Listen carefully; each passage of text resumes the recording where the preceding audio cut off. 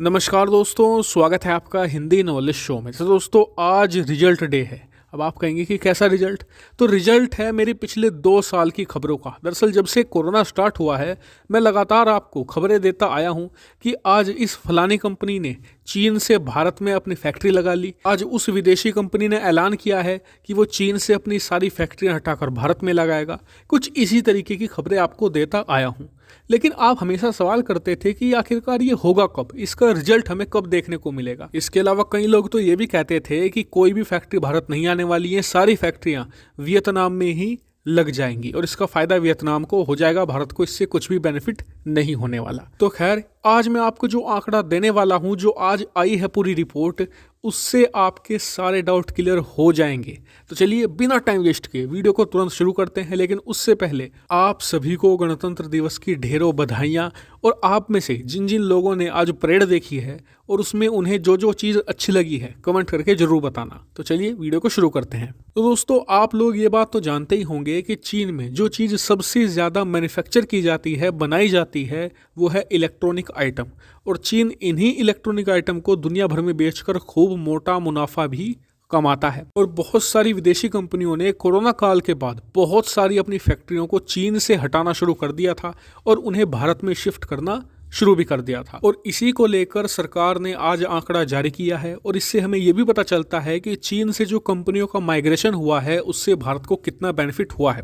दरअसल सन 2015-16 के दौरान भारत की जो टोटल इलेक्ट्रॉनिक मैन्युफैक्चरिंग थी वो $37 अरब हुआ करती थी, लेकिन आज इसने सारे रिकॉर्ड को ध्वस्त कर दिया है। सरकार ने आंकड़ा यह जारी किया है कि 2020-21 के दौरान यानी कि पिछले साल भारत की जो इलेक्ट्रॉनिक मैन्युफैक्चरिंग थी ये सारे रिकॉर्ड तोड़ते हुए $67.3 अरब पर पहुंच चुकी है, यानी कि लगभग दुगनी ही हो चुकी है। और आपको बता दूं कि ये सिर्फ हम इलेक्ट्रॉनिक मार्केट की बात कर रहे हैं, यानी कि टीवी, फ्रिज, मोबाइल की। हम बाकी कंपनियों की बात नहीं कर रहे हैं। आपको याद होगा कि चीन से भारत में जूते बनाने वाली कंपनी भी आई थी, इसके अलावा लग्जरी कपड़े बनाने वाली कंपनी भी आई थी, हैवी इंजीनियरिंग आइटम बनाने वाली कंपनी भी आई थी। लेकिन हम बात कर रहे हैं सिर्फ इलेक्ट्रॉनिक आइटम की। सोचिए कितनी रिकॉर्ड तोड़ बढ़त हमने हासिल कर दी है और खास करके पिछले 2 साल के अंदर ही हमने अपनी बढ़त दुगनी कर डाली है। लेकिन सरकार यहीं नहीं रुकने वाली है। सरकार ने ऐलान यह किया है कि अब भारत ऐसी फैक्ट्रियों को भी भारत में अनुमति देगा जिनकी कैपेसिटी 1 लाख होगी, यानी कि 1 लाख लोग एक साथ एक फैक्ट्री के अंदर काम करेंगे।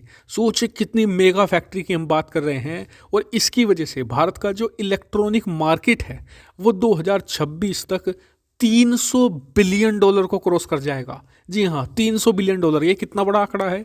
पाकिस्तान की टोटल अर्थव्यवस्था, नेपाल की टोटल अर्थव्यवस्था, भूटान की, श्रीलंका की, इन सब की टोटल अर्थव्यवस्था आप मिला लोगे ना, ये उससे भी बड़ा आंकड़ा है। सरकार ने इलेक्ट्रॉनिक आइटम के एक्सपोर्ट पर भी खबर दी है। दरअसल जो हम $67 बिलियन का सालाना इलेक्ट्रॉनिक आइटम बना रहे हैं उसमें से $50 बिलियन तो भारत में ही खप जाता है, यानी कि भारत के लोग खरीद लेते हैं। बाकी का बचा हुआ करीबन $15.5 बिलियन हम आज की तारीख में एक्सपोर्ट कर रहे हैं। और इसको लेकर सरकार ने यह कहा है कि जब $300 बिलियन सालाना के हम इलेक्ट्रॉनिक आइटम 2026 तक बनाने लगेंगे तो हमारा जो एक्सपोर्ट है वो भी $125 बिलियन पहुंच जाएगा। यानी $125 अरब के जो इलेक्ट्रॉनिक आइटम हैं वो दुनिया भर के देशों को बेचकर हम मोटा मुनाफा भी कमाएंगे। और एक बार फिर से इन सब खबर के आर्टिकल आप स्क्रीन पर देख सकते हैं। वीडियो को पॉज करके आप इन्हें आसानी से पढ़ भी सकते हैं और इससे आपको पता भी चल जाएगा कि पिछले 2 सालों में जो मैं खबर आपको देता था वो अब धरातल पर उतरनी शुरू हो चुकी है और भारत का भविष्य अब बहुत ही ज़्यादा स्वर्णिम है। हालांकि इस पूरे मामले पर आपका क्या मानना है कमेंट करके जरूर बताएगा। साथ ही वीडियो को शेयर कीजिएगा और चैनल को सब्सक्राइब करना बिल्कुल मत भूलिएगा। Thank you very much for watching video.